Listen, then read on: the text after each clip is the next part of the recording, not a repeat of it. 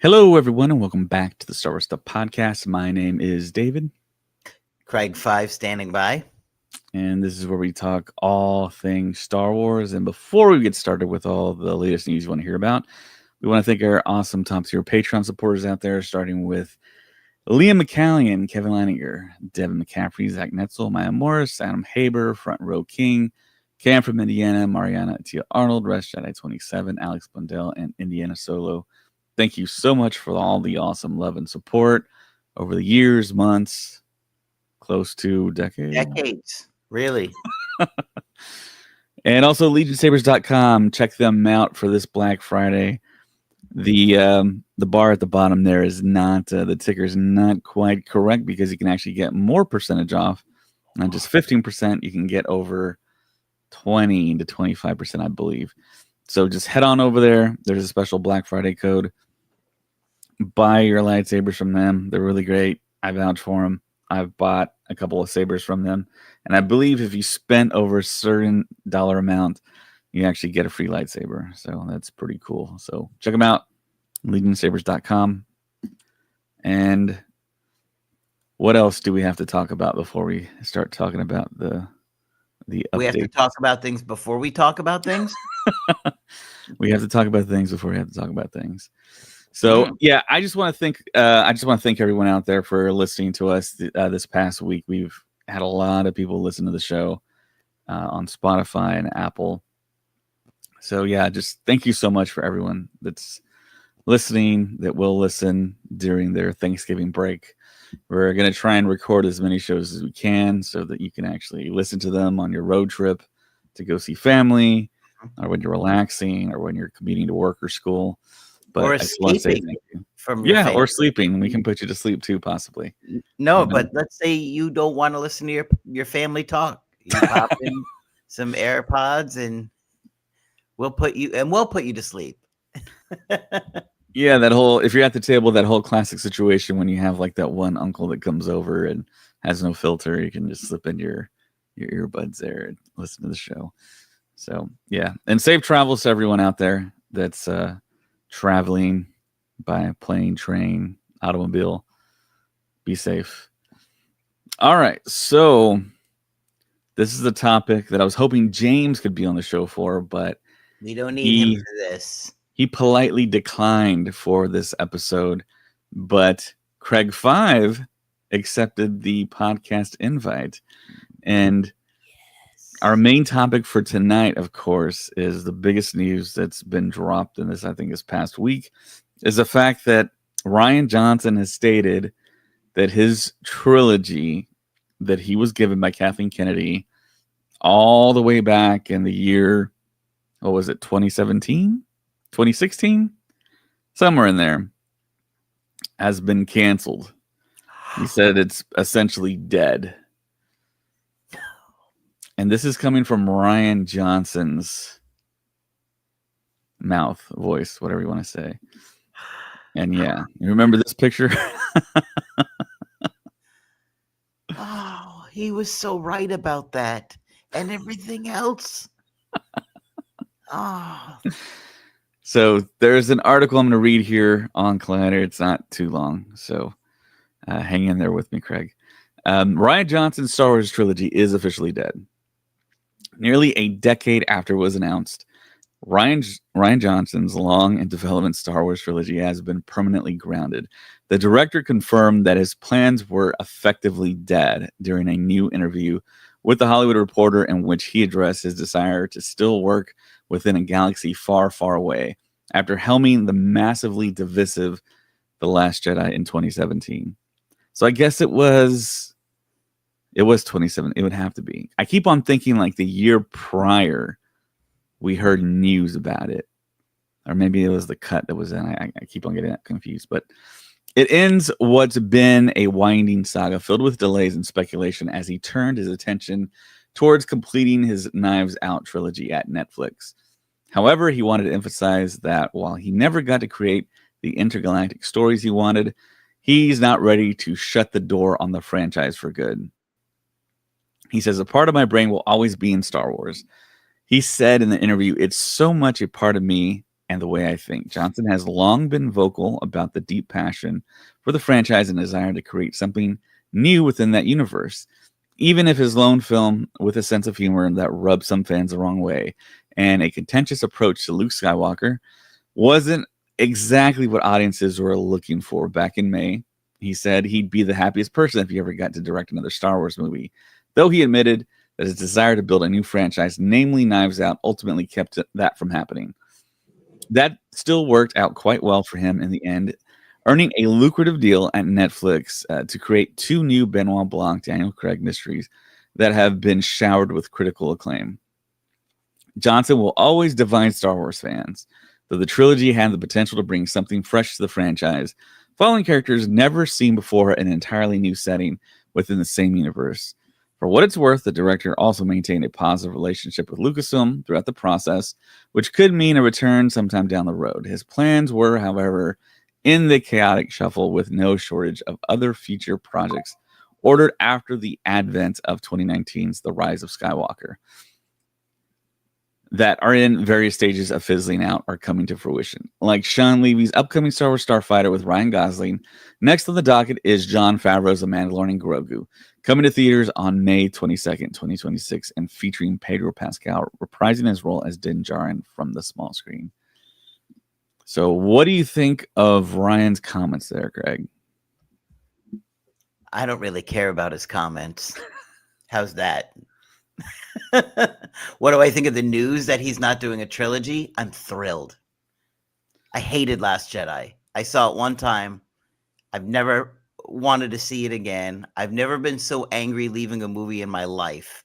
What they did with Luke Skywalker was, in my opinion, the biggest mistake you could ever do with the most beloved hero of all time in a movie. Horrible, disaster movie. I'm thrilled they're not touching it with a 10-foot pole. That movie did so much damage to Star Wars. It still has lost a lot of fans because of what it did with that movie. And obviously the trilogy was like, all over the place. So I am extremely happy that he is not going to touch anything Star Wars again. I hated Last Jedi. It was just horrible. A lot of people did. A lot of people really didn't like it. And it was Jedi, fine, but I hate it. Yeah. And a lot of times I'm nice and I don't say anything, right? Yeah. Did you guys give me a hard time? But I hate that movie. I never thought it was even remotely possible for somebody to never want to see a Star Wars movie a second time. I named my son Lucas. I wanted to name him Luke. Okay. So I hate the movie. I don't understand what anybody likes about that movie.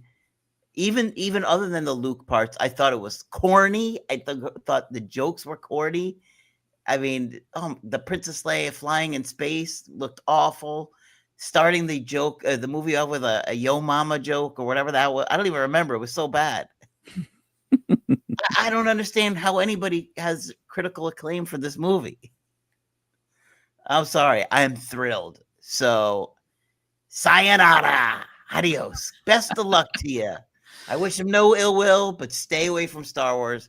I wish I never even had to heard Rian Johnson and Star Wars in the same sentence again. Yeah, I can still remember when it was announced that Rian Johnson was going to direct the next sequel trilogy film, and everyone was happy. I was like, okay, this dude, he's like super acclaimed. I've never seen anything outside of The Last Jedi that Rian Johnson has done. I've never seen Looper. I've never seen Brick. I've never seen any of that stuff. But I knew he was a name that was one of those directors that was up and coming. Everyone showered him with praise. And I was like, okay, cool. We got one of the sought after directors. We couldn't get Christopher Nolan. We couldn't get David Fincher. We couldn't get any of those guys convinced. But Rian Johnson said, yeah, I'll take it on. Never in my wildest dreams did I think what happened in the backlash that we got was going to happen. That happened. I'm still very much in shock from that whole experience. And it's been, I mean, it's been what? It's going to be A long 7 years, time. 7 years ago. A long And yeah, that how the movie started off with Luke chunking the saber, that was very weird, and the jokes were very, very Marvel-esque. And yeah, just the whole way that movie happened. And I mean, I found the silver linings wherever I could. I mean, I like the porgs; those were all right. But man, it was tough. I mean, I always think about the whole knowing the assignment type thing. To me, it felt like he didn't know the assignment. And you've heard him quote, "Oh, I don't make my movies for the audience. I make them for me. I want to like them. I don't want the audience." It's like, well, isn't that like the diametrically opposed objective of making a film? It's like, you make films for audiences. You don't make them for yourself, I would think. I mean, there's a certain balance you have to have. Of course, yeah, you want to put your own stuff in there. A lot of directors put their own baggage in these films, and they work. And The Last Jedi just didn't. It was interesting because when you watch the film, not a lot of people say this, but I felt this at the time. It is the longest Star Wars film of all time. And it felt like Rian Johnson made his trilogy all in one film, because he had one chunk here, one chunk there, and then another chunk at the end. And he put in so much stuff. He stuffed it full of different things. And it was so funny at the end of the movie. People were like, "Oh, that kid at the end with the broom boy, he's going to be the next big thing." And I'm like, you seriously think that? I don't know. It was so bad. And the whole Canto Blight thing felt completely pointless. DJ with that awful whatever that noise was that he made when he was talking. Yeah, Benicio del Toro called it a stammer. And that was actually his idea. And Rian Johnson let him do it.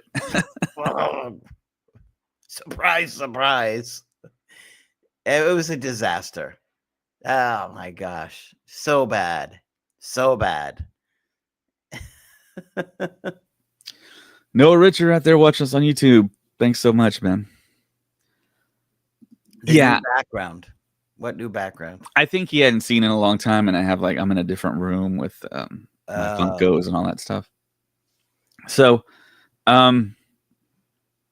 yeah, I mean, it gave me, it's weird to say, but it gave me, when I go into these Star Wars movies, I'm always like nervous. I'm always nervous that they're not going to be good. And and I'm like that for every franchise I care about, you know? Yeah. And I want the fans, I want the fandom to love them, you know? I want them to say great things about them. I want people to be hyped up. It's almost like I'm somehow a part of all this, and I have like skin in the game, which I don't. I mean, I'm a podcaster, but I mean, I just want my favorite stuff to be beloved by everyone, for everyone to talk about it in really positive ways. And there is a large group of people that do talk about this film in a very positive way, but it feels like the people that talk about it negatively overshadow those people and are way more vocal about that movie.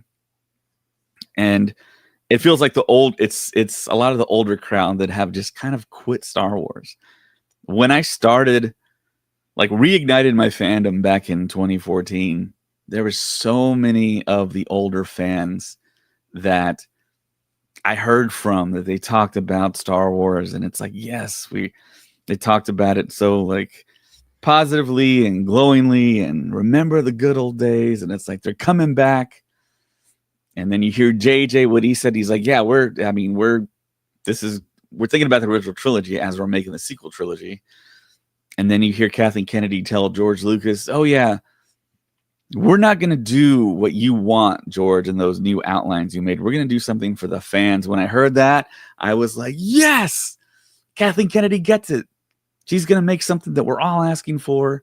And it might be a lot of nostalgia or whatever, but still, I mean, she's going to somewhat play it safe. But I mean, we want to see certain things happen.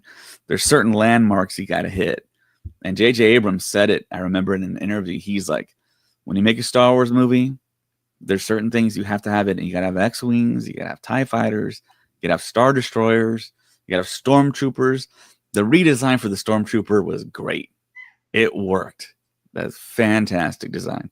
I still don't know who designed it, but people called them like the Duck Troopers because they look kind of like a duck. And then they were referencing like Donald Duck or whatever, but they still work though. They still look cool. And yeah, The Force Awakens happened. It was fine. Most expensive, most lucrative film of all time, box office wise. And then they handed the baton off to Rian Johnson. He did whatever he wanted. At the very end, JJ wanted to have Luke force floating rocks around him on Octu, and Rian Johnson went to him and said, like, hey, we can't have that. And he's like, what? He's like, Luke doesn't have the Force. And I bet he was like, say what? So that all happened. And of course, before The Last Jedi hit the screens, we got the news that Kathleen Kennedy gifted him, or gave him, I don't know what the right term is, a trilogy. And I think that got us even more hyped for The Last Jedi. We were like, this thing's got to be like the best Star Wars movie. It's like The Empire Strikes Back. It's the second movie in a trilogy. If it's like The Empire Strikes Back, it's like the best. Really good. The trailer looked really good. Yeah, there was so much speculation. Wow. Yeah. Everyone was like, it's time for the Jedi to end. It's like, so we're going to have a new thing. They found out like a thing that's like better than the Jedi. Is it going to be like gray Jedi, like rules and doctrines and fundamentals? I mean, is it going to be, did they just think of something really cool? But of course, yeah, we didn't really get that.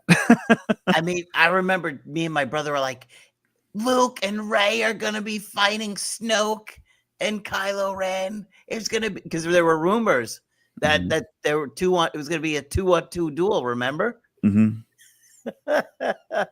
So many different rumors. Yeah, it was, oh my God. Yeah, we're just supposed to find out more about Snoke. And hearing Luke say this is not going to go the way you think. Yeah, fine. But I mean, it really didn't go the way we thought. I mean, you would figure we were going to enjoy it. Yeah.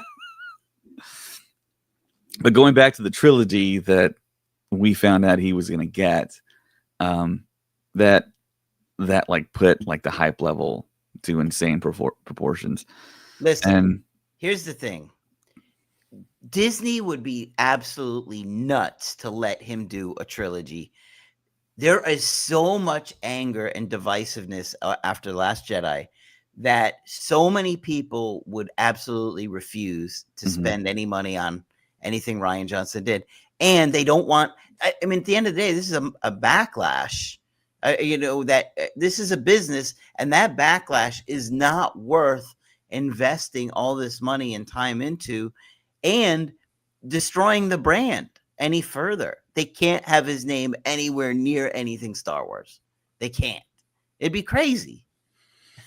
It'd be absolutely nuts. Yeah, so when the whole thing went over with The Last Jedi and the reactions, and then Solo underperformed at the box office, and then people were trying to tell me it's due to The Last Jedi, man.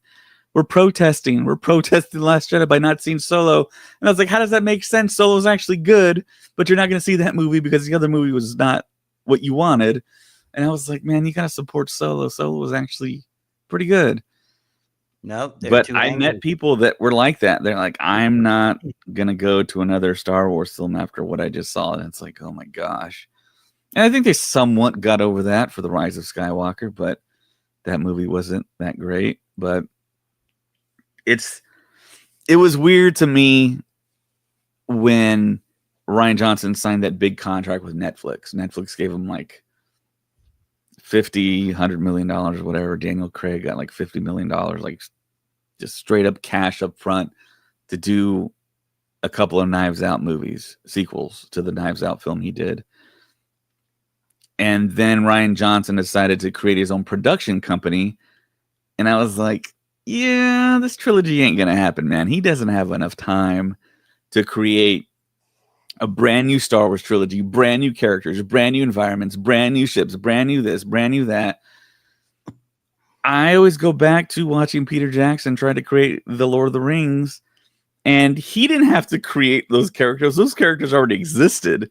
And he still had so much difficulty and not enough time to do certain things.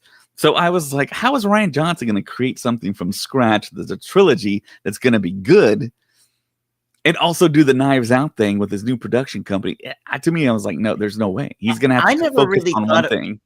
I never really thought it was going to happen, honestly.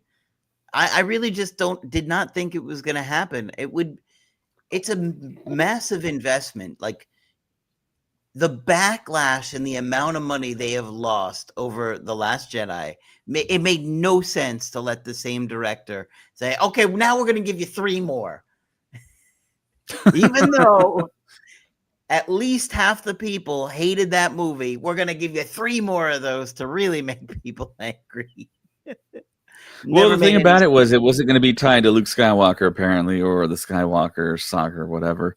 I was thinking, I mean, I didn't think it was. I kind of like to see what he had in mind, not touching characters that were like beloved. But I mean, yeah, there were so many super positive people and so many super negative people, and it was like, this is just a mess. I can't believe we are in this spot right now in fandom.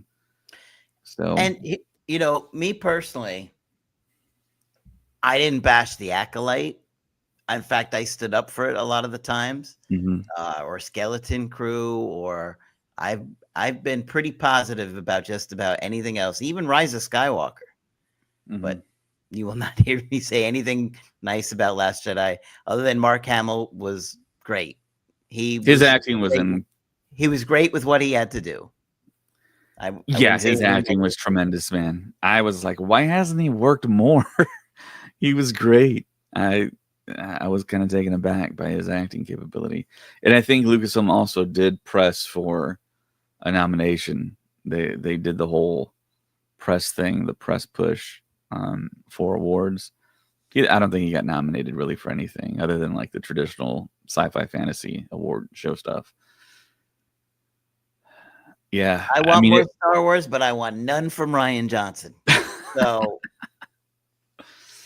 that's where I stand on it. So, yeah, the big kudos Rian Johnson comes from Celebration from me. He started signing autographs around midnight before his Last Jedi panel back in 2017 Orlando. Yep. And he stayed until 4 a.m. signing everything for everyone. So, yeah, I still have the picture. I still have the badge. He signed my badge. And you know what's crazy? I thought about doing that night because we had done the night before for the big panel, and I was in, my body was in so much pain from sleeping on that floor. I didn't even sleep. It was brutal. So I was just like, I'm not gonna do it tonight. But if I said anything, I already knew 100% in my mind. If I talked to him, I was gonna say, "Don't kill Luke." That's all I was gonna say was, "Don't kill Luke. Don't kill Luke. Don't do it. Don't do it." Don't do it. It's the worst thing you could possibly do. And he did it. So I'm glad he's not touching Star Wars ever again. Go off, do whatever the heck you want. I wish him nothing but the best, but I don't want him anywhere near Star Wars. I'm not going to bash him. I'm not going to say anything negative about him as a person. Yeah, and he still is a very sought-after director by top-tier actors. They're always trying to be in his stuff. I've seen Knives Out. It's decent. I guess I kind of lied in the beginning. I have seen another Rian Johnson movie. It was Knives Out. But I haven't gone back and seen his previous stuff. And I saw the sequel, which is all right. I mean, James absolutely loves those films. But well, he's not here to talk about that. So let's Yeah. Let's stay away from that. Sorry, James, you had your chance. So yeah, it's that trilogy. You can put a fork in it for right now. But I do wonder if he's It ever going to makes come back. no sense. It's not coming back. It makes no sense. It makes no sense, David. We're talking about a massive franchise. Well, I mean, Listen, there were no toys on the shelf for that movie. There was like nothing, and they weren't selling. They were not selling, and the Rise of Skywalker had even less because of that. Now, Force Awakens had tons of toys. What Last Jedi, the toys were sitting there. They couldn't. How many figures even came out? And then it was like people were just so like, I think, disgusted, disheartened, whatever. They couldn't give that stuff away. Yeah, the Force Friday definitely wasn't the same. I think that's when I met James. There wasn't that many people. For the Force Awakens, the line was like wrapped all the way around the store, almost inside the store, and it was ridiculous. Listen, I'm a big collector, so I went to like Walmart or Toys R Us for the openings of episodes 1, 2, and 3, and even the Clone Wars and all that stuff when they'd release the merchandise, and I was like first in line at like our Walmart and the first in line at Toys R Us and everything. So I love doing that stuff, and it was like people just aren't interested in the Last Jedi figures. There was like hardly anything out there. Is and that's a big part of it. Yeah. Yep. It's almost been a decade, man. But for those 2 years afterwards, I mean, all the discourse online was just so heavy. And after a while, I was like, man, I really wish this would just end, because people just go back and forth about it. So, yeah. All right. Well, there is a Starfighter update out there, a few of them actually. And there's a couple articles out there. I'll read a couple of them here. One back on November 11th. Did we cover that one, Craig? I can't remember. I know we talked about it. Yeah, it was an interview with Sean Levy. He said, my experience is that I genuinely feel like my 10-year-old self is on set with me every day. It is astonishing, and it's complicated and thrilling every day. Ryan Gosling, we all know how brilliant he is, but he's an incredible creative partner, and to fill out a cast with amazing actors like Mia Goth, Matt Smith, and Amy Adams. This revelation of a young actor in Flynn Gray, it is more creatively satisfying than I dreamed it would be. The shoot is going well, and as you know, we're a little over halfway done. I'll be back on the set Monday morning. It was a quick trip here, but you know what? 10 years of Stranger Things, I couldn't miss this farewell moment. It's meant so much to me. That was one of the updates. The other one was on the 15th, and it's entitled Starfighter Got Even More Exciting After the Director's Latest Comments. It says, Director Sean Levy recently shared comments that make Star Wars Starfighter the franchise's most exciting upcoming project. It's been 6 years since The Rise of Skywalker, which is wild, and Star Wars still hasn't returned to the big screen. The series has primarily focused on its television projects on Disney Plus, such as The Mandalorian, Skeleton Crew, and Andor. For the last few years, Lucasfilm struggled to make a Star Wars film, despite announcing several that were supposedly in development. Projects like Patty Jenkins' Rogue Squadron, an upcoming Rey movie. My screen just flashed and I lost my place. And Taika Waititi's untitled movie have been in production limbo for a while, with conflicting reports that the projects have been scrapped, paused, or are still in the works. Star Wars will return in theaters the next year with The Mandalorian, of course. And that is all that had to say. So there is also a report out there. Someone, I remember reading it, but it was in reference to the DP, the same guy who shot Top Gun Maverick and F1 for Apple. And if you've seen those movies, they look terrific. Everyone's kind of joked or said, oh, Top Gun Maverick is just essentially A New Hope with the trench run sequence. But yeah, he's seen footage of what he's doing, and Sean Levy is just super excited about what us fans are about to get. Plus, Disney has told him that they're wanting him to stay away from previous concepts and characters and stuff like that. So it's okay for him to do his own thing. And that kind of connects to the Rian Johnson thing, because they told Rian Johnson with this trilogy, it could be all new, totally disassociated from anything that we've seen before.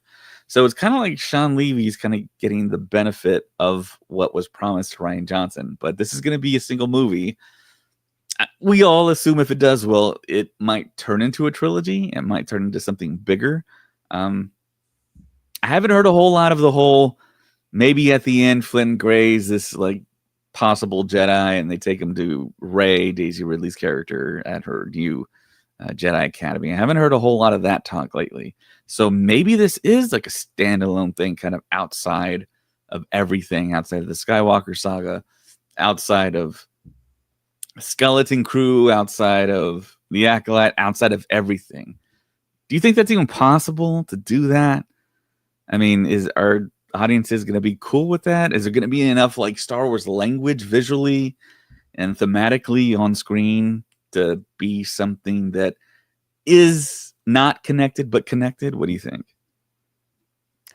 I don't think it needs to be connected. I think audiences will be fine with all new characters and such, as long as it's good.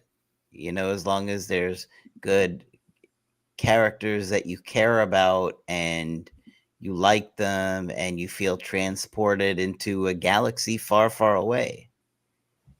I think that in a way Star Wars should feel like a fairy tale, and if you're doing that right, it has no need to connect to anything else. I just think that you have to have a really good imagination to do Star Wars. And it's not like a lot of different genres for that reason, because it is, in a way, it's kind of like a fairy tale. And then it's, obviously there's some Like a Western. politics. Yeah. And it's in space and different planets and creatures, and all those things have to be cool and interesting. So no, I don't think it has to be tied to anything at all. I mean, Skeleton Crew wasn't. I mean, it was all on its own, and that was really enjoyable. Yeah, I think Skeleton Crew kind of rode that balance of kind of, yes, they had aspects of it, because like with the lightsaber, that kind of came into play, and the whole pirate thing, and then some of the aliens that we saw in the cantina showed up in Jabba's palace. So there was connective tissue that way, and then there were a little bit of Easter eggs here and there. But it's probably the most individual thing out of all of the projects. No, I think so. The most like disassociated from the mainline story. Yeah. But then you had Vane, the pirate, who's also in The Mandalorian and Book of Boba Fett, which. But you didn't. The story would have been completely the same. Yeah. It's not like people are like, oh, it's Vane. You know what I mean? It could have been some other random pirate, and it would not have changed people's interest level. It didn't. People weren't like, oh, wow, it's Vane. Yeah. He was in Mandalorian for 15 seconds. I loved him. Yeah, and I got to meet the actor, Marty Matulis, at Rebelscum Con this past August. And he was pretty cool. I had never met him before, and I just said, hey, Marty. And he came to the table, and we just started talking. And he was pretty cool. Yeah. Yeah, so I think even if Vane hadn't been in it, it wouldn't have changed anything for people.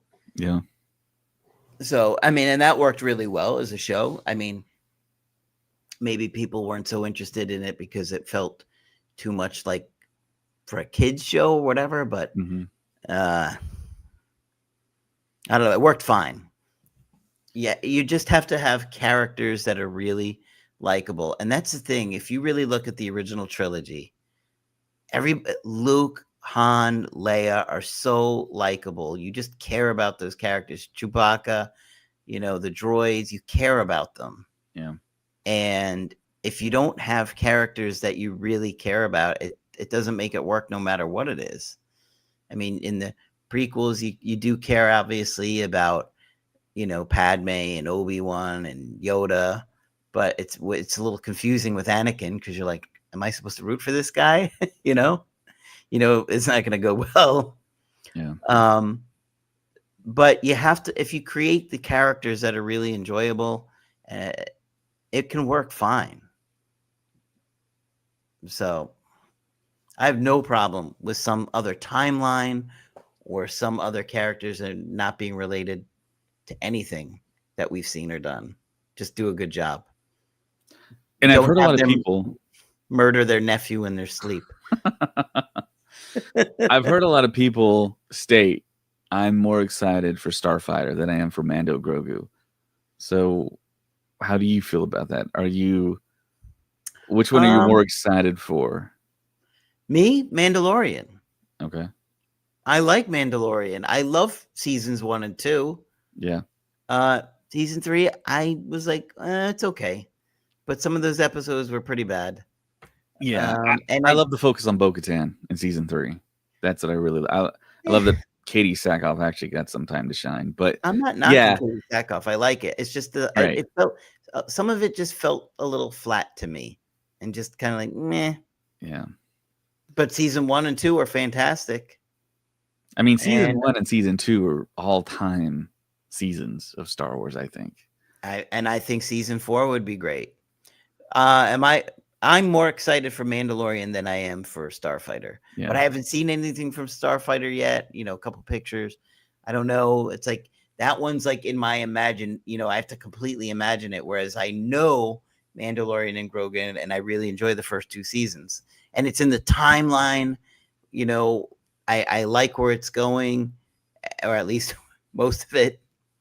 You know, so. But whatever. I mean, if people are excited about it, that's great. I'm happy that people are excited for it.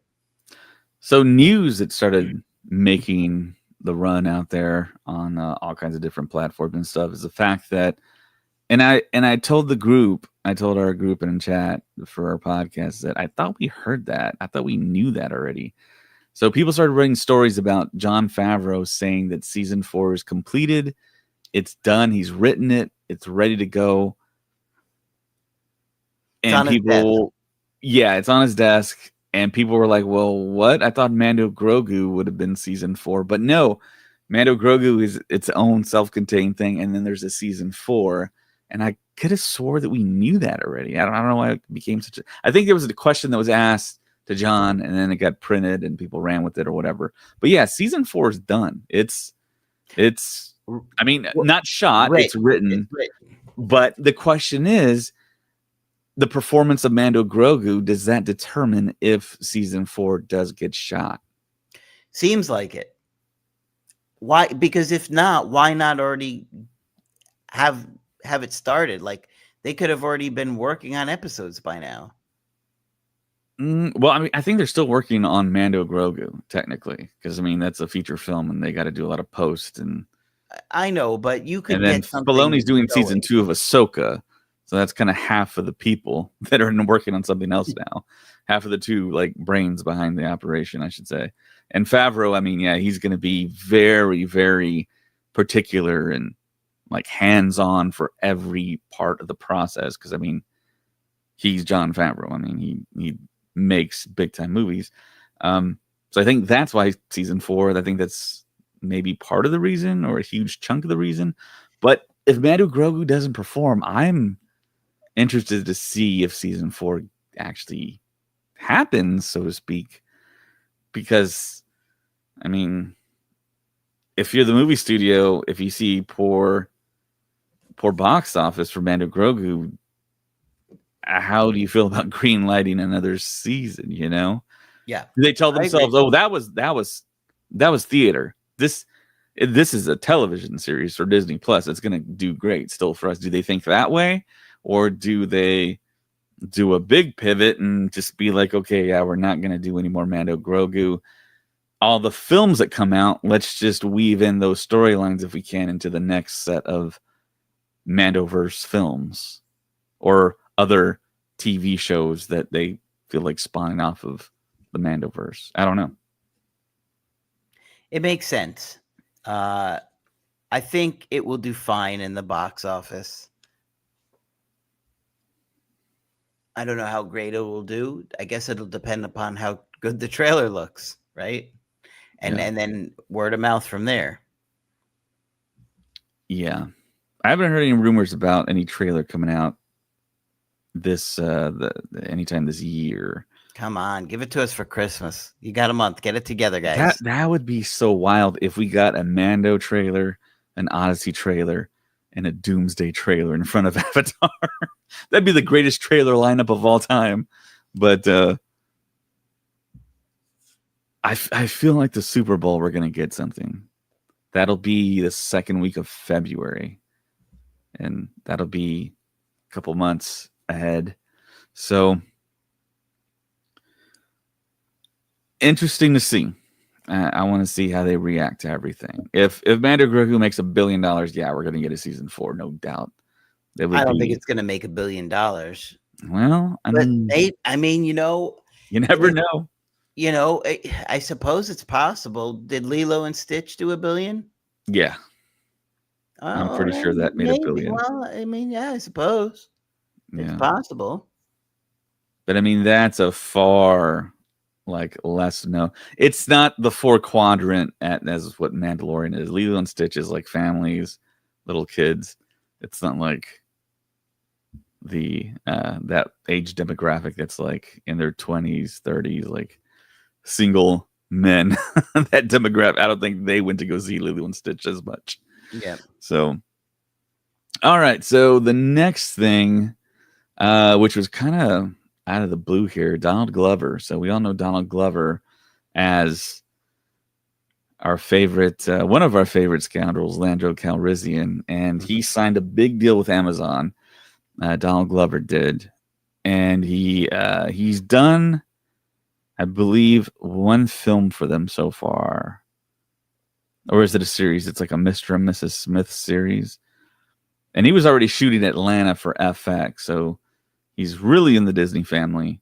But this story came out about him, and it was kind of shocking. And this was, I grabbed this from TMZ.com, and it says, Donald Glover shocked fans with a jaw-dropping confession, revealing a stroke and multiple health scares were the reasons behind the sudden cancellation of his New World Tour.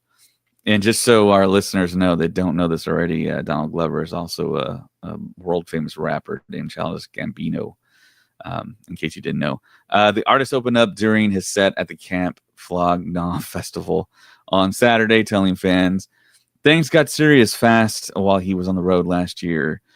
And he told the audience that he had a stroke and he found out he had a hole in his heart. And he was told to stop his tour. Wow. And he said, Donald Glover's quote that I've read several times here has been kind of plastered everywhere. He said, I had a really bad pain in my head in Louisiana, and I did the show anyway, he told the crowd. I couldn't really see well, so when we went to Houston, I went to the hospital, and the doctor was like, you had a stroke. Wow. And the first thing I thought was like, oh, here I am still copying Jamie Foxx. So yeah, Jamie Foxx also had a huge health scare thing that he spent months in the hospital. Says the health scare didn't end there. He went on to reveal he also broke his foot, and doctors later found a hole in his heart requiring 2 surgeries. Reflecting on the ordeal, he left the audience with a message that hit hard. They say everyone has 2 lives, and the second life starts when you realize you have 1.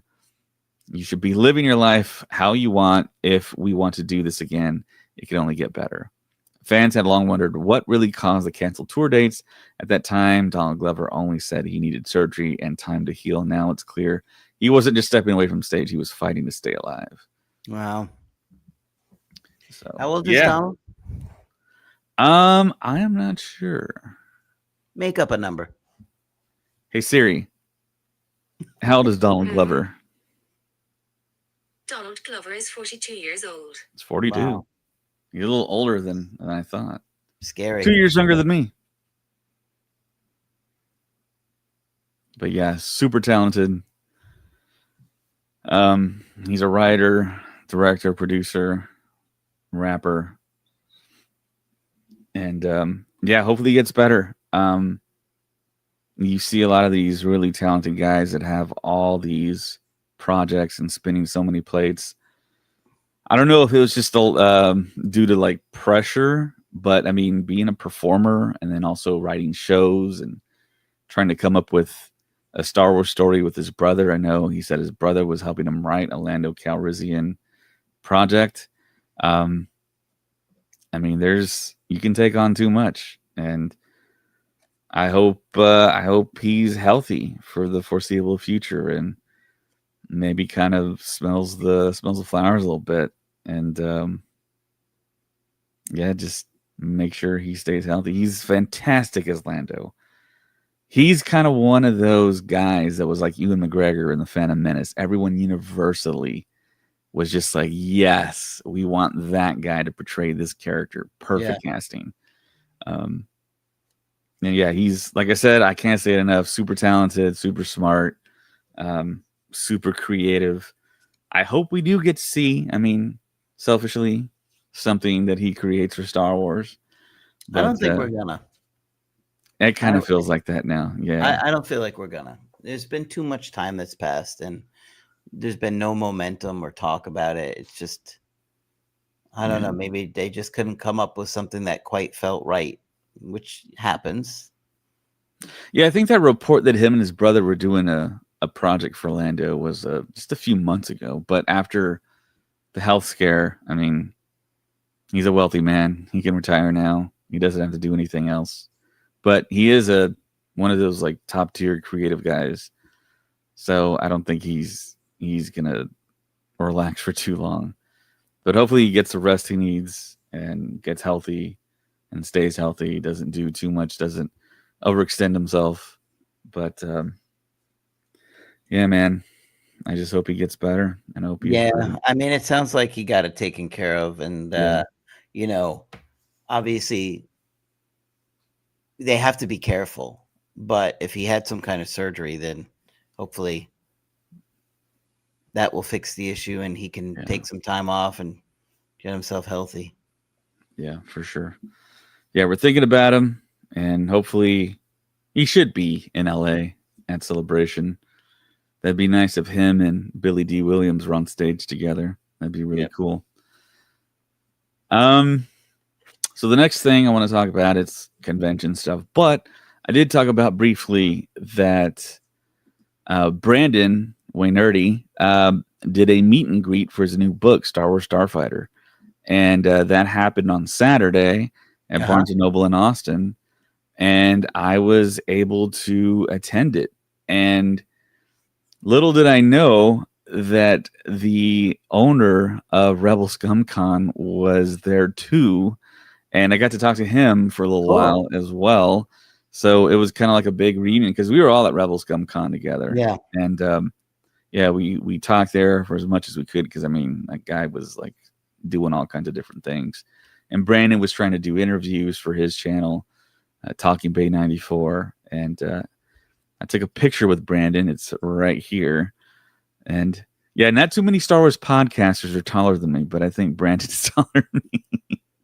So yeah, there's his book there, Star Wars Encyclopedia of Starfighters. He wrote it himself alone. You can see to the left there, the Star Wars Encyclopedia. He also helped write that, which I do own a copy. I probably could have took that to get signed too. I didn't think that far ahead. But yeah, he helped with that. This is his book now, Star Wars Starfighter. And we actually bought a lot of the previous version before I knew he was writing this version to have as like wheel prizes for SpaceCon. And I think we only gave away one. So I think we have about 6 more books left to give out. But Brandon's super cool.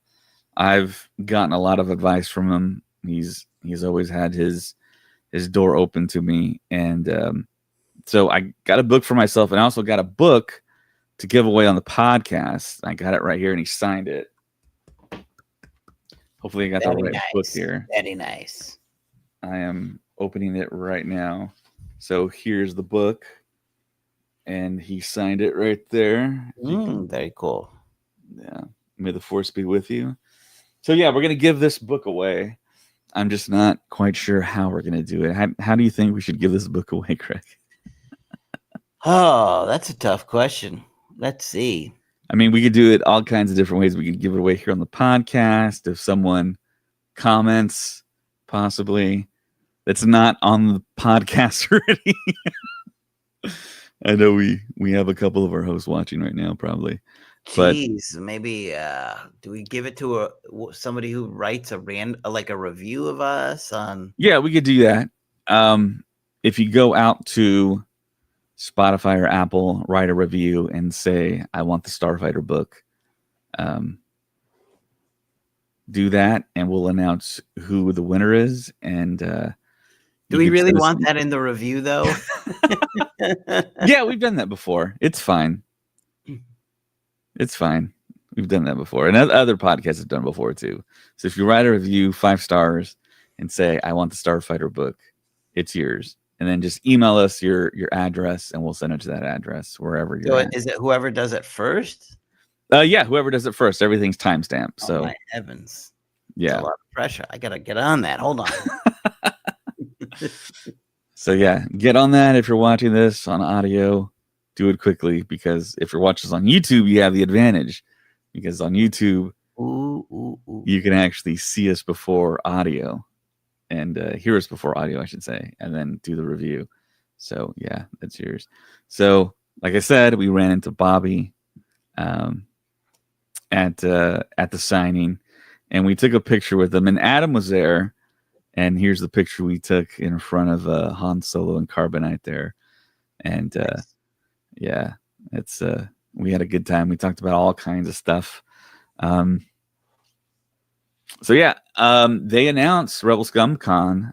Denise Goff is going to make an appearance there, as well as Kyle Solar coming back. So you're going to get Cyril and Dedra. That's so awesome. Yeah, in my post that I made, it's like we can still celebrate Andor, man. We can keep the Andor ball like kind of still going, still rolling. Oh man, it's so. I don't think I'll be able to go to Rebelscum Con and Space Con because they're only like a month apart, right? Yeah. Well, June and August, yeah. And then when is San Diego Comic-Con? In July. Oh gosh, there's no way. So no we have a convention in June, July, and August. Yeah, not happening. That's just you're gonna have to pick one, Craig. But man, I saw those guests. I'm like, man, I would really like to meet those two. Yeah. And there's no way they're going to go to SpaceCon, right? Well, speaking of SpaceCon, Bob put out an update stating that some Star Wars headliners have signed on. It's just a matter of announcing them. And I think it's happening either this week or next week. So yeah, he mentioned a trio online, right? Like his. Yeah, he mentioned a trio, but I don't think he was specifically stating it was Star Wars. It could be Star Wars, but people are like, Anakin, Padme, and Obi-Wan. That's the trio I want. And I'm like, well, yeah, that'd be cool. Natalie Portman doesn't do a lot of conventions. Has she ever done one? I don't think so. I don't think so. I mean, not to well, that's definitely not a lot. You're right on the money, buddy. Well, she does signings, that SWAU. She's done that, and she's already made it known that she'd like to come back to Star Wars. So my feeling is, if it's not SpaceCon, she'll be there in LA at Celebration, and she can make a tremendous amount of money doing autographs and photo ops, man. The photo ops, I mean, her and Hayden. Oh my gosh. I don't know if she would ever do one, but that'd be amazing. Yeah. I'm pretty sure I saw I'm looking to see if I can find the post about. I'm pretty sure Bob mentioned it was like a trio that he was really for Star Wars. Yeah, he totally mentioned a trio, but I'm not sure if he meant just Star Wars. Yeah, there's a bunch of Superman actors. Yeah, Smallville. It's like 3 or 4 people. Wait, he said, okay, to provide a little more insight into 2026, let me say this. We have secured several more Star Wars guests and waiting on other Star Wars guests that we can pair up with them. Our quote-unquote dream trio is in progress. Okay. Hopefully within the next 2 to 3 weeks, we will know. Now, who would be a dream trio? I mean, when you say the word dream, it's like, okay, hold on. Let me like, keep my expectations at bay here. But if he got Portman and Ewan and Hayden, that'd be amazing. Would he call it a dream trio for Ewan, Hayden, and Rosario? Because he got them last year, right? Yeah. So would he call that a dream trio? No. Who could he be talking about, from the sequel trilogy? I don't know.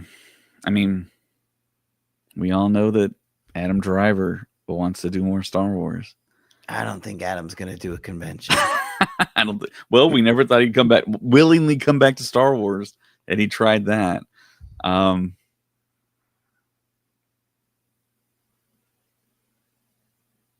mean, what do the people think? Leave a comment. Who do you think is the dream? Comment if you're watching on YouTube or Facebook. Dream trio. Yeah, or Twitter. Comment below and say who you think your dream trio for Star Wars would be for a convention that would actually show up to a convention. I don't know. I'm still thinking. I mean, I think if you're going to say dream, that makes me think Portman. Yeah. Or maybe he's meaning like Daisy Ridley, Boyega, something like that. Oscar Isaac, yeah. I mean, I do know that. I wonder if it's okay for me to say this. Do it. I do know that there's 2, I guess you would consider dream or like headline actors that were pretty close to being at SpaceCon. They didn't go, but I mean, it's not that hard to guess the 2 big actors that were contacted. So, yeah, it's Sam Jackson. That would be cool. Sam Jackson, Natalie Portman, and Liam Neeson. Wow. Yeah, we just had Ian McDermott. That would seriously be a dream. You would have to come to SpaceCon, right? There's no way I could miss that. I would not miss that. There's no way. Yeah. For Sam Jackson, Natalie Portman, and Liam Neeson, there's absolutely no way I would miss that. Yeah. That would be a dream. But I think that's unrealistic. Yeah. Even to get one of those 3 would be incredible, let alone all 3. Yeah. We shall see. Call Bob now. Wake him up. I've done that before, and it wasn't great. Yeah, I didn't think I called him too late, but it was too late for him. So you're like laying in bed, you're like twirling your hair. Hey, Bob, David, what are you doing? Not even. I mean, I was in my kitchen, and I called him. I was like, wait a minute, is it too late? But he was like, nah, I'm trying to watch the Cowboys game and eat my dinner. And I was like, all right. Maybe Bob will come in soon. Maybe he'll announce it with us. That'd be great. That would be fantastic. Let's see if he'll do it. Yeah, we can certainly ask him. Yeah, especially the Star Wars guests. Yeah, for sure. There's 2 other little stories here that I think we might want to talk about just a little bit. There's a Zeb story out there that stated that Zeb is going to essentially be kind of the linchpin, tie in what's happening with Ahsoka between the Mando and Grogu film and Ahsoka season 2, which we all freaked out when we saw Zeb in live action, and we saw him kind of like stomach up, and then I think we kind of saw a little bit of the legs. And in this picture, if you're watching this on YouTube, Facebook, Twitter, you can see how much animation has to go into creating Zeb in live action. You got the hair, you got the multiple knee joints, you got the big toes, and yeah, man, I think we're all excited. We've seen him in the trailer, like hop around and kind of fight a little bit, but yeah, you need a big budget to animate this guy because he's super complex, very time consuming to animate and do right. And hopefully they do him really right, because and hopefully, I mean, they'll have like the models and the templates, and they can kind of like like apply him to different projects and stuff without maybe costing too much. I don't know, but he's a fan favorite. I think we all want to see him.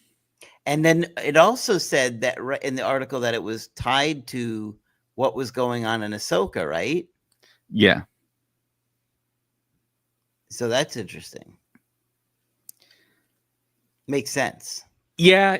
I mean, we all have kind of a fundamental understanding that the Rebels crew is going to have a big part to play in Ahsoka season 2.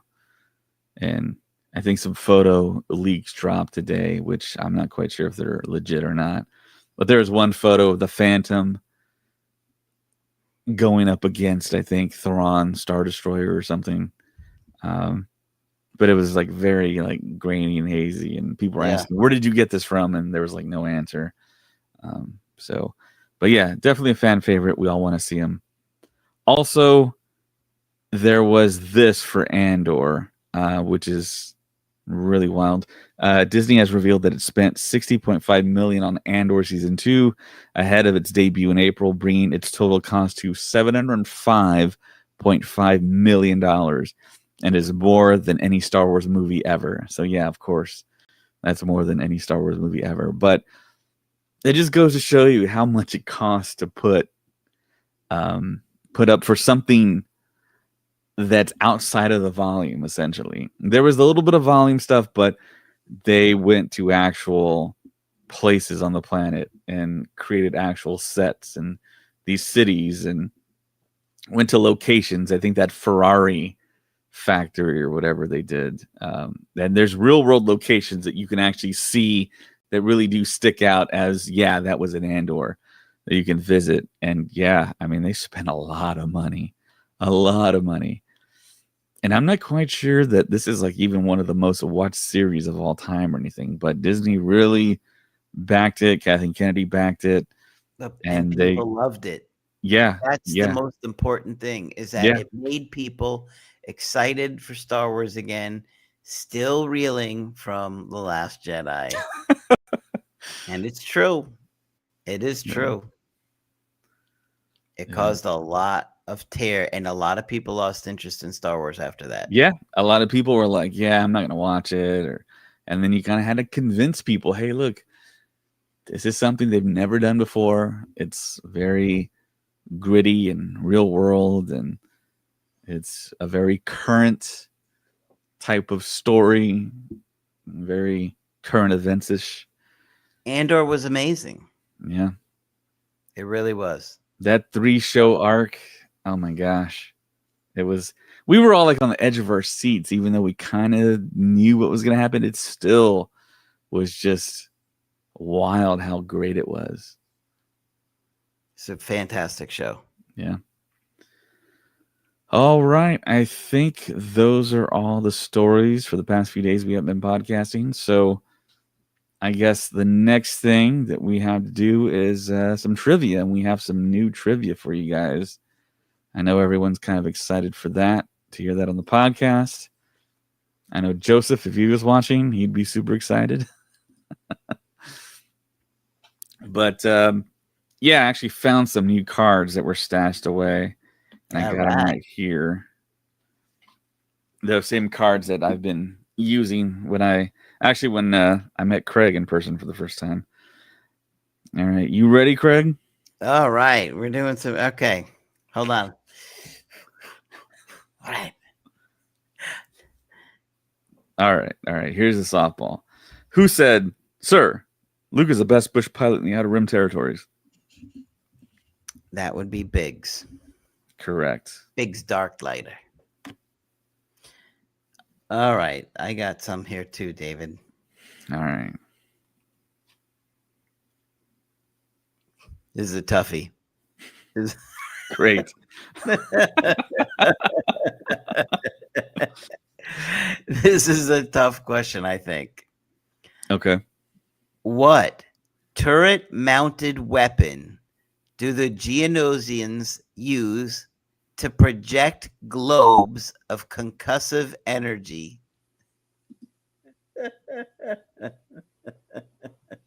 You can do this, David. No. Blob cannons. Is that your final answer? Yeah, I have no idea. It's a tough question. I'm gonna read it again. Maybe so. Did you know it before you saw the answer, Craig? No, I did not. Okay. I did not know that. Does anyone in chat know it? I'll ask the question again. Okay. What turret? Now they might be trying to Google it. Don't Google it. By this time, there's a bunch of Googling going on. What turret-mounted weapon do the Geonosians use to project globes of concussive energy? If anybody has a guess. Anybody guessing? No. What's the answer? A sonic cannon. Oh, okay. A sonic cannon. All right. See, that's a tough question. I would not have got that. All right. I have a tough question for you, Craig. This is an off-screen type of question answer. So if you get this one, I'll be impressed. When did Han Solo expect to arrive at Alderaan? I think it's off-screen. Maybe it is said in A New Hope. Hold on. Let me think about that. I feel like he did say something. Maybe he says something like we should be something there shortly. I feel like that's what he says.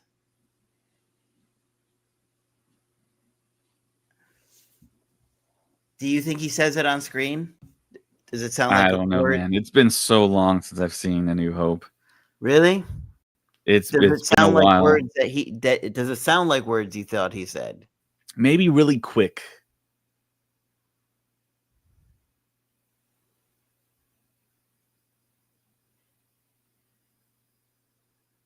So he would have said that to Obi-Wan and Luke. Let me think.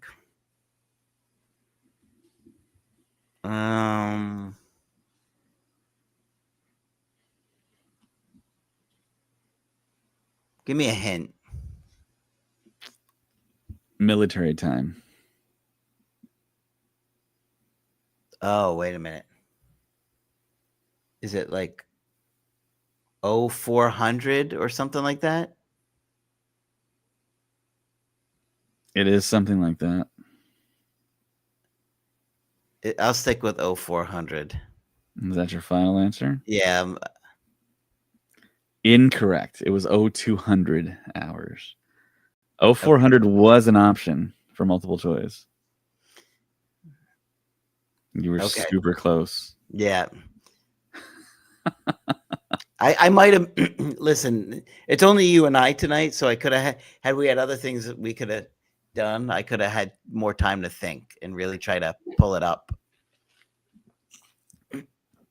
All right, you got a question for me? Sure.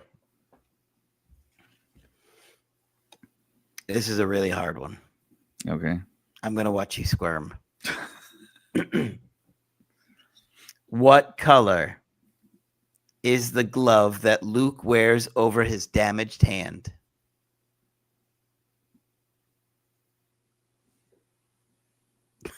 I mean, you would want to say black. It's black. I just wanted to give you an easy one to get you Okay. nervous. I thought about the whole like brown cloak situation in Return of the Jedi, and I was like, I "Wow, wasn't you're trying to black." confuse you. I just wanted to give you. I just wanted to see you squirm. Okay. All right, you ready for your question now? Sure. Which character did Phil Brown play? Phil Brown. Yeah. Phil Brown.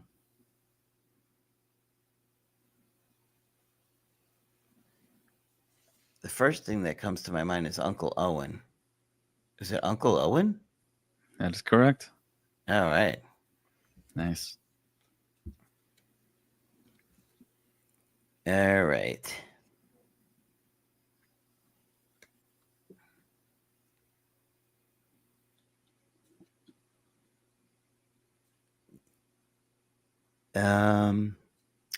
This isn't too tough. What language does Aunt Beru want her translator droid to speak? Bocce. Yeah. All right. This is kind of a tough one. I guess, well, I think for you, like mid-range here. Where did the exhaust port the Rebel pilots had to target lead directly to?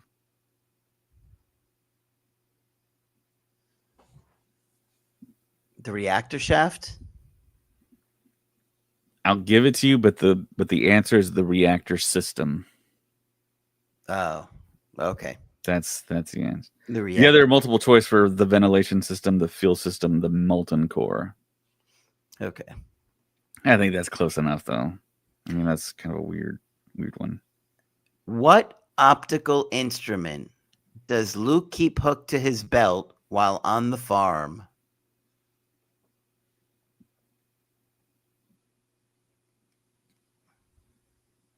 I mean, like binoculars. You got it. You got it. I could see the fear in your.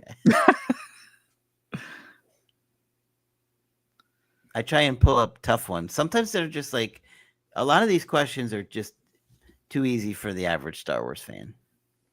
Okay, I got one. What did Owen Lars tell C-3PO to do? Drop dead. I'm just kidding.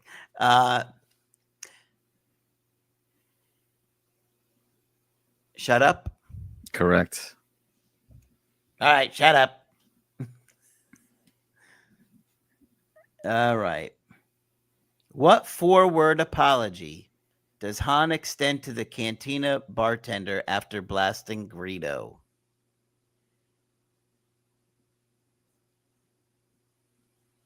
I know it. It's on the tip of my tongue.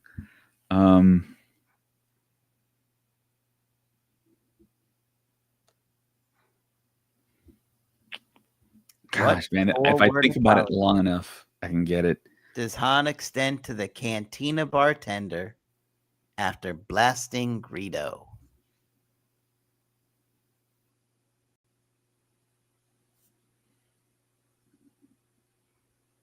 And he flips him like a credit, right?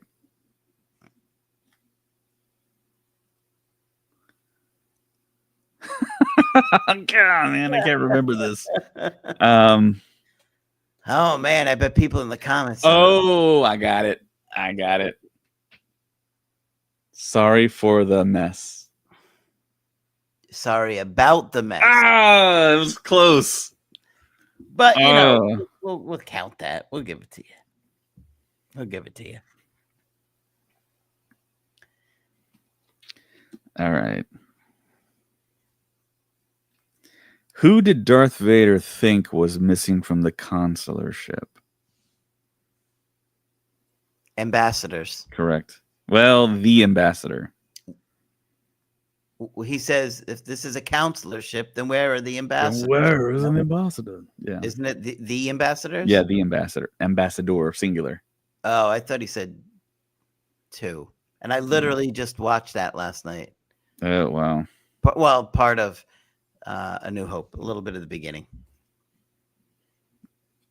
All right. Who identifies the droid who saved Queen Amidala's ship as R2-D2?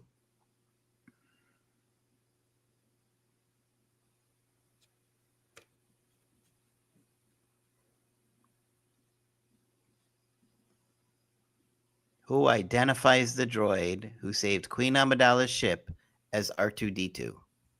When you say that, it makes it sound like a character says, "Oh, that's R2D2." I don't think that happens. What do you think happened? But I think when R2 rolls out in outer space on this ship, and then he kind of connects that wire over and gives him like full power. I mean, it's Rick Ollie that no. Right there, he says that little droid did it. Yeah, he said that. Yeah, but that's not Captain Ollie. Who says that this is R2D2? This is sad. This is your favorite movie, David. So the scene where little Anakin is there, and then they're like cleaning him up, and it's Natalie Portman. So Queen Amidala dressed as a handmaiden. No. What's the answer? Captain Panaka. Oh, okay. Yeah, I don't remember that. He's like that. Remember, Queen Amidala is sitting there in her like purple dress or whatever, and he's like, "Oh," yeah. And he looks like behind and says his markings are R2D2. Okay, I remember that now. Yeah. All right. We are forever grateful, R2D2, except David, who can't remember your name. I remember Captain Panaka. He's the one that also said we're dead ducks, and then we're like, they're just ducks in Star Wars.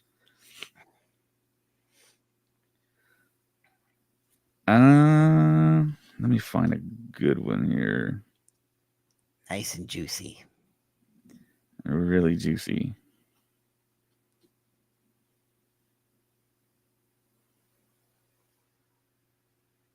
Okay. What did Luke Skywalker do toward the end of the Battle of Yavin that distressed the rebels? He turned off his Nava computer. I'll give it to you. It says he turned off his targeting computer. Oh. What do they call it though? Do they call it targeting computer? Because I feel like they say it, and then he's like, nothing. I'm all right. Yeah, he's like, Luke, you switched off your targeting computer. Is everything okay? Something like that.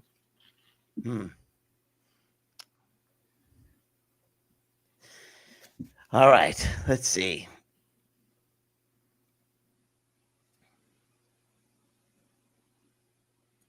What planet does Yoda head for after Chancellor Palpatine is granted emergency powers?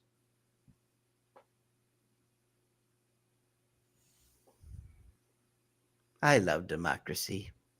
I love the Republic. That wasn't a clue, by the way. I guess he heads to Kashyyyk? No? No, this is a tough one. No, this is episode... Is this episode 3? It has to be episode 3. I'm going to read it again. What planet does Yoda head for after Chancellor Palpatine is granted emergency powers? When is he granted emergency powers? It was episode 2, I'm thinking.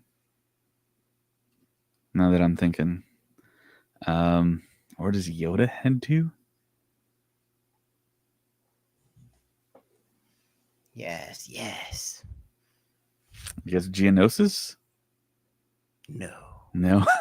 Where does he head to? Camino. Visit these cloners, I will. Ah, okay. Something like that. Remember, he says he's going to go check out the cloners? Okay. Yeah. That was a tough one. It was a tough one. How wide was the target area the rebel pilots had to fire at when attacking the Death Star?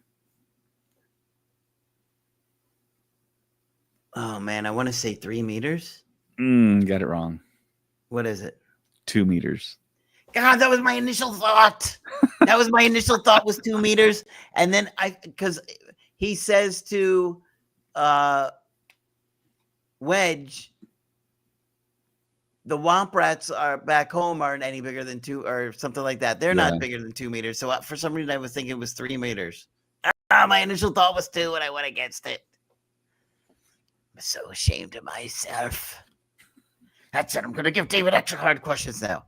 Go for it. You might as well. All right.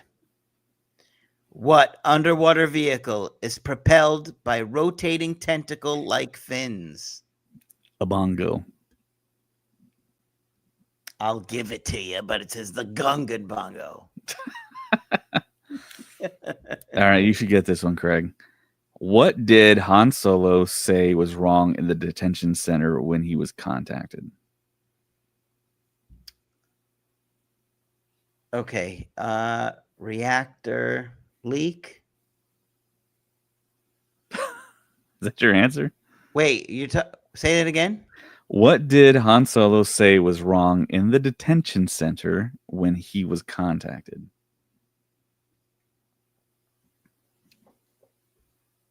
Small weapons systems malfunction.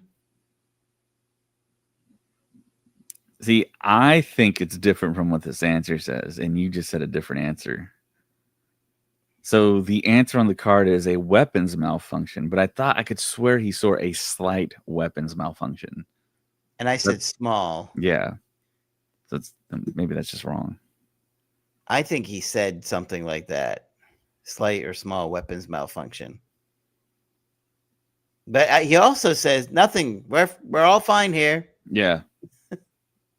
Or something like that. Let's see. Mary says, sorry about the mess. Let's see.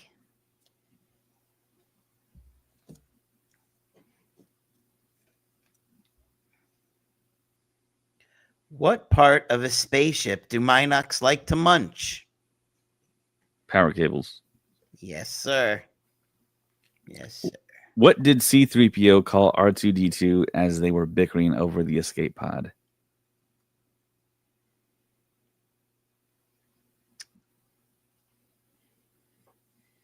Oh my gosh, there's so many insults. Over the escape pod, he says,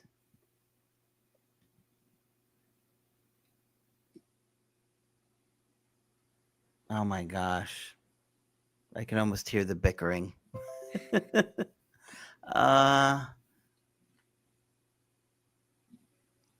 Man, I think he calls him a mindless ball of grease, but I feel like he says that on Tatooine.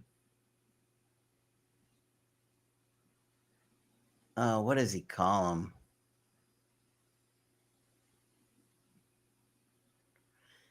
Oh man. Let me think.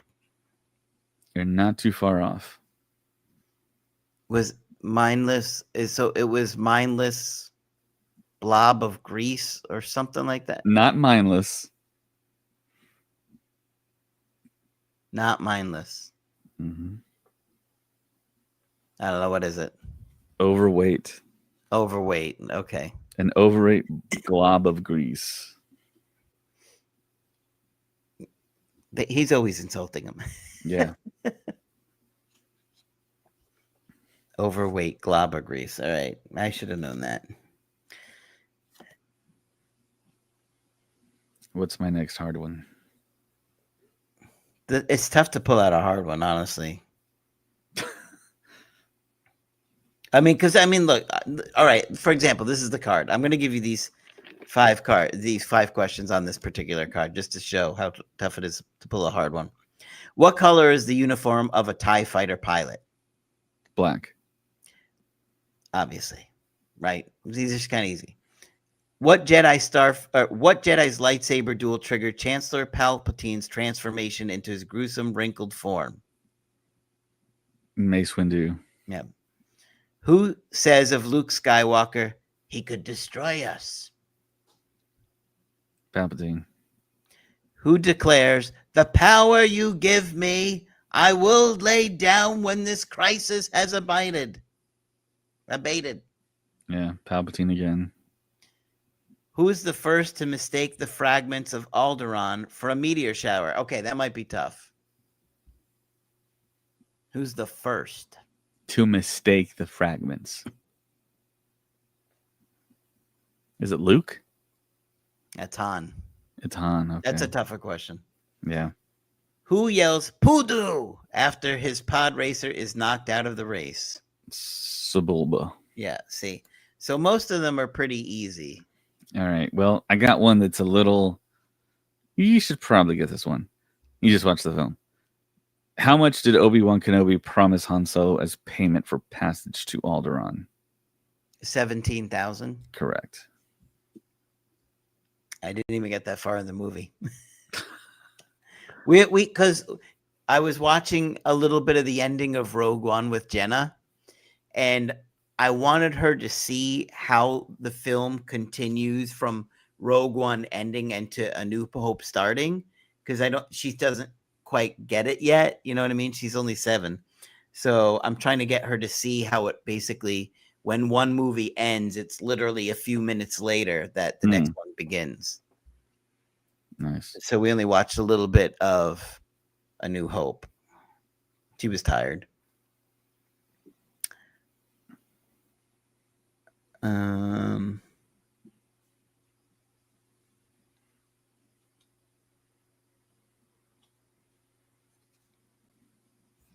That's too easy.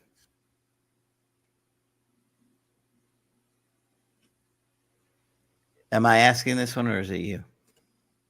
I'm not sure, but I'll ask you one. What else did the TIE Advanced X1 have the regular TIE fighters lacked?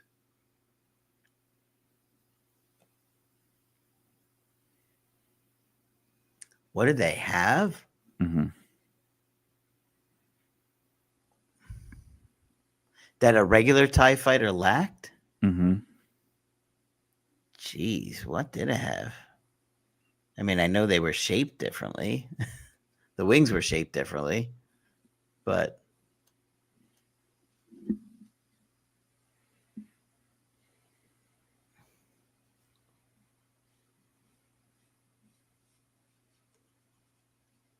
man, am I gonna guess this? Is this an obvious one or is this a tough question?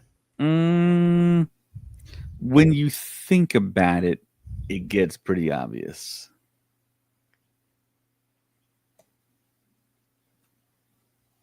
I'm like, what is it like? Because one has bombs, like tie.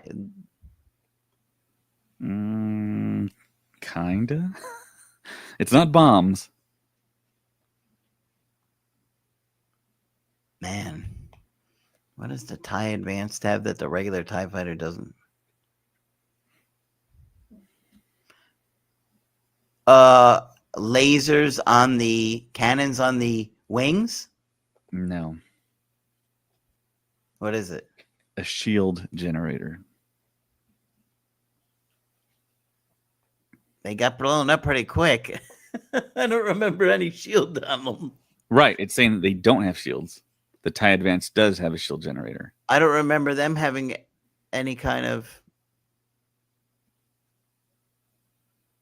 Right? Do you remember seeing any shields on them? Well, you don't see the shields. They just have them. Right? Let me see. I mean, you can see the shield. You see the shield in Rogue One. On the TIE Advance? No. On the shield generator. Okay, so is the TIE Advanced, are they considering that Darth Vader's TIE fighter? I'm not sure. I mean, Darth Vader's is a TIE Advanced. Right. So the only way he was, if he would have been hit, he would have had shields, but the wing of a TIE clipped his wing. Maybe the TIE Advance is just Darth Vader's. It's not any of the others. Right. All right, I got another question for you in the same realm. Which ship lacks landing gear? This is kind of an interesting one. Which ship lacks landing gear? Yeah. Wow. This is another one. If you think about it, you can remember seeing landing gear on a particular ship. And then you think about the precursor and you're like, oh my gosh, there's no landing gear. The TIE fighter? Yeah. So remember how we see Moff Gideon's ship land and the wings like fold? Yeah. And then there's like a little bit of landing gear that comes. Yeah. All right, let's see here.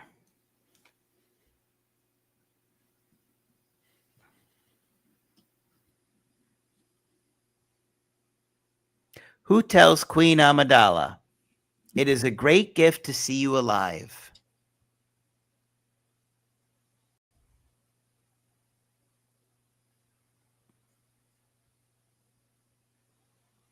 Is it Senator Palpatine? It is Senator Palpatine. Nice. I thought maybe you might go with Yoda, or because Yoda says something similar. Yeah. Here's one that I don't think they ever state in the films, but you might know it. How did the droid stay on the back of Luke Skywalker's land speeder during travel?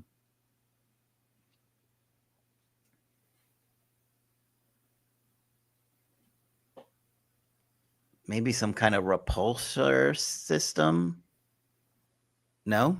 More basic than that. Magnets? That's part of the answer. Magnetic field? I don't very, know. very basic. I don't know. Magnetic pull? Magnetic clamps. Oh, magnetic clamp. So yeah, like physical. Yeah, that definitely wasn't in the movie. Yeah. All right. What are the odds of Han and Luke's survival during the frigid night, Hoth night, according to R2D2? Repeat the question. What are the odds of Han and Luke's survival during the frigid Hoth night, according to R2D2? I hate these questions. Me too. I have all these numbers running through my head. 7,020 to 1.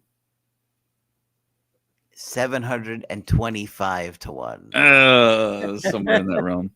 It's tough. It's tough when you get those. Here's another one that I guess it's kind of on screen, but unless you count. How many TIE ships are housed in the Imperial Star Destroyers? How many TIE ships are housed in How would we know that? Imperial Star? You count. You count them all. You got to pause the There's no way you could VHS. possibly know that. There's It's a gotta be more than relatively one low hangar, right? number. I'm kind of surprised.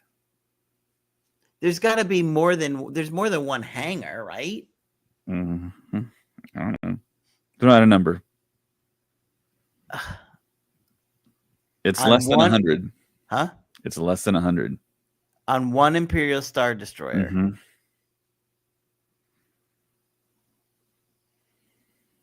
God, I don't even know. Like, I would guess it's like, I thought it would be more. I'll say 50. 72. I was going to say 75, and you made it seem like it was low, so I went a little lower. Yeah.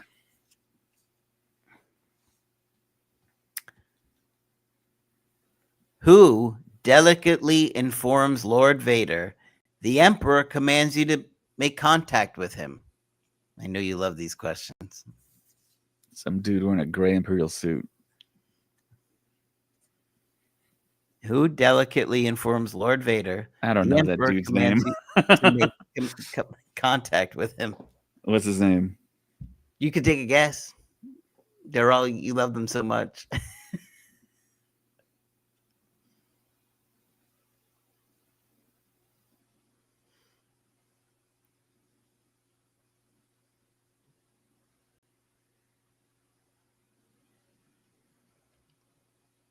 Admiral.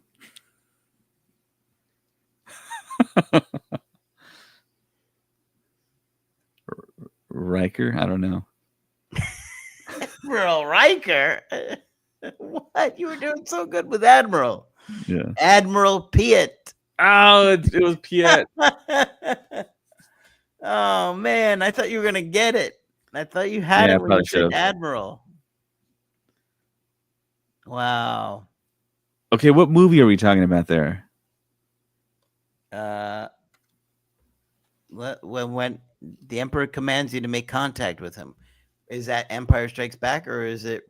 Yeah, I guess it'd be. Well, if it's Piet, I mean, it'd be Empire. Okay. And here's another one that was kind of like that hanger question. How many proton torpedoes does an X-Wing fighter carry?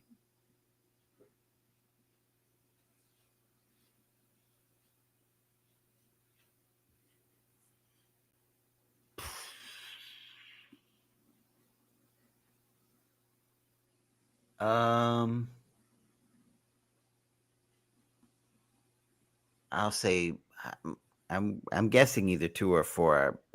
I'll say 4. 6. Yeah, I don't even know how you would know that. Is that in a book? Is it in one of the? Yeah, probably in a bunch of books.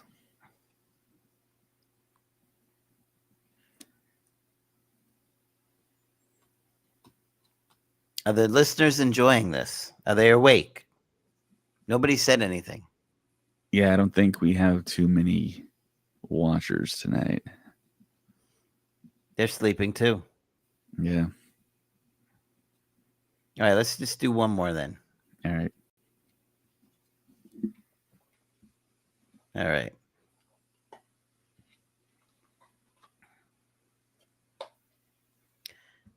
That's too easy.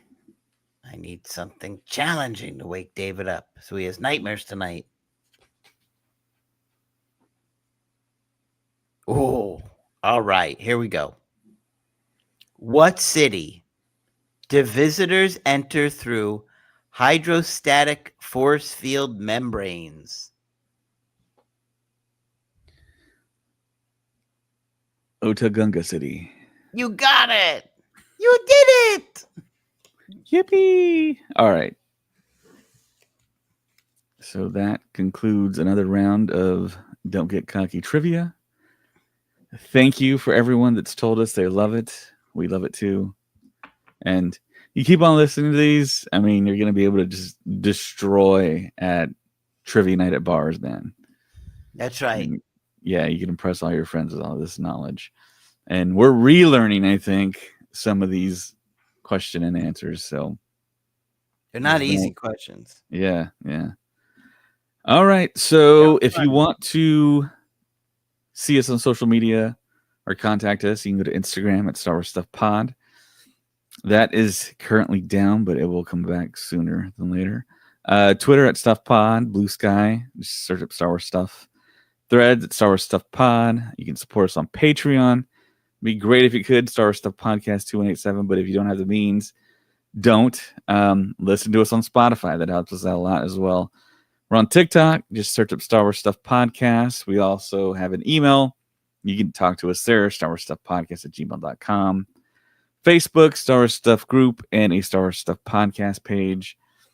And always, if you could write a review and give us 5 stars on Spotify and Apple Podcasts, that'd be great. Also, we have a website. People have contacted us through there, which I never thought you could, but we found that out a few months ago. StarWarsStuffPodcast.com. So for Craig 5, my name is David, and may the Force be with you. Always. This is the way. I have spoken. Bor Gullet. Biggs Darklighter. Rian Johnson.